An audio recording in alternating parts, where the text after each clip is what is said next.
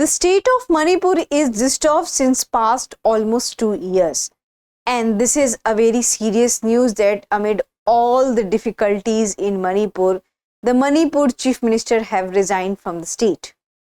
Hello and welcome to the InNews series of Drishti IAS. I am Ritu and today's session is about Manipur CM resigns from the post of Chief Minister, and this session is important for your GAS 2 perspective. So before moving to the discussion part, I want to give a brief background about the Manipur conflict. So there was Manipur conflict and it is still going on, and there was a conflict between Meitei community and Kuki community, and the conflict is about the tribal status of Kuki community.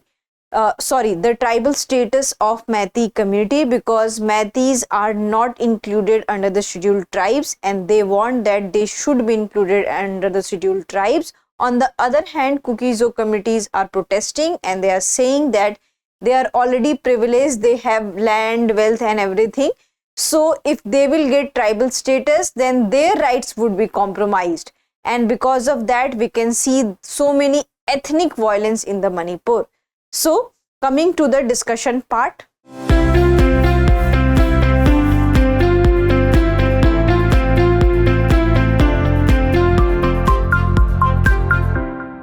First of all, we are going to discuss the news, then we are going to discuss about that why Manipur Assembly declared null and void, and then we are going to discuss about the president rules in the Manipur, because there are so many speculations about that might be Manipur would have a president rule, and then we are going to discuss about practice question for prelims.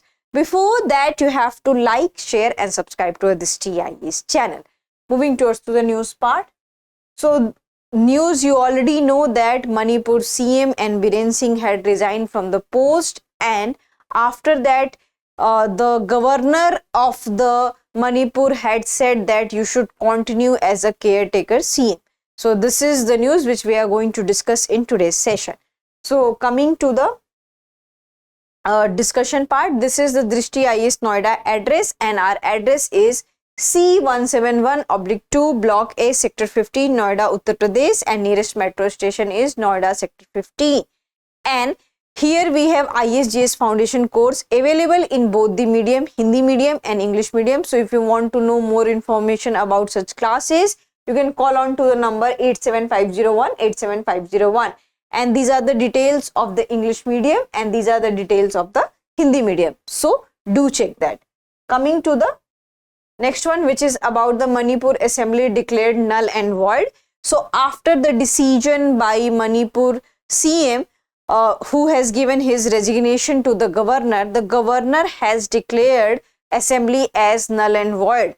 And under which article governor has taken such decision? So under article 174 of the Indian Constitution, Ajay Bhalla, who is the governor of the Manipur, has declared 12th Manipur Legislative Assembly is null and void.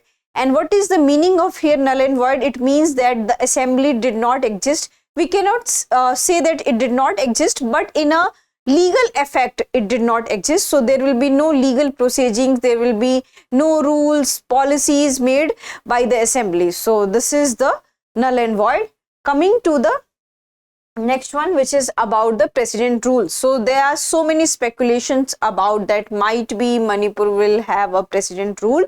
So we do not know that what would happen, what the party would take decision, whether the governor will invite anybody to take up the post or not, and who will be appointed as the Manipur CM. But if the president rule will be imposed, so we must know that what are the president rules. So the president rule deals with the Article 356, also known as the governor's rules, refers to a period when the constitutional machinery in a state has failed and a state government is unable to function. So this is the thing that president rule is also called as governor's rule, because president gives direction to the governor that you have to deal with the state affairs in this manner. So in which circumstances there are chances to imposition of the president rules? So what happened that when the state machinery has failed to function properly, and that can be with various regions, that can be the internal aggression, that can be with the external aggressions, and that can be also in the case of national emergency. So in any case, when constitutional provisions are not mandated in the state and they are failed and they are unable to function it, so in that situation there are chances to have imposition of the precedent rule. So this is a scenario of the precedent rule, and this is also called as emergency and state emergency, though Constitution of India has not used the word emergency. So you must take care of this particular fact. So now we'll discuss about the constitutional provisions which deals with the precedence rule. So we have Article 355, and this is the subject matter of Article 355, which deals with the duty of the Union to protect states against external aggression and internal disturbance. So in case of any aggression, when the state is failed to function properly, so in that situation it is the duty of the Union government that they should take care of the state functions. Then Article 356, provisions in case of a failure of constitutional machinery in states, and Article 357, exercise of legislative powers under proclamation issued under Article 356, and 365, effect of failure to comply with or to give effect to direction given by the Union.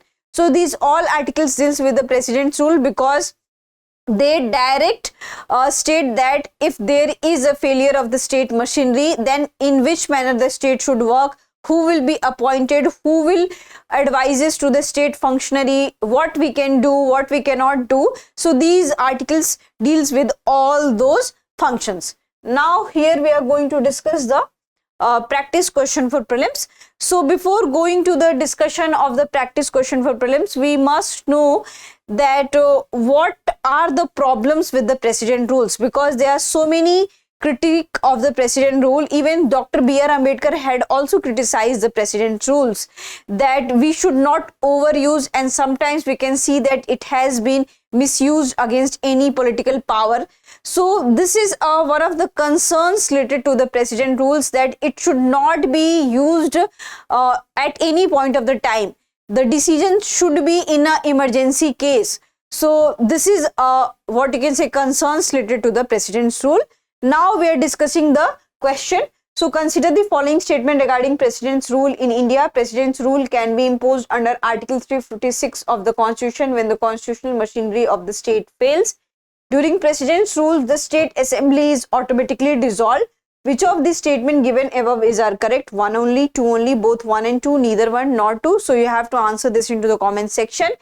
And here there is also question and analysis related to the Manipur case, because Manipur case is related to the ethnic violence and ethnic conflict, and we had already discussed about that, what was the case, why there was ethnic conflict between two communities, why Meitei should not be given the scheduled tribe status, why Kuki Zomi communities are protesting, what are the provisions related to given as a scheduled tribe status.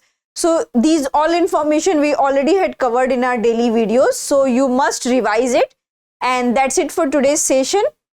I hope you like this session. If you have any queries related to this session, kindly ask into the comment section. Thank you. Have a nice day.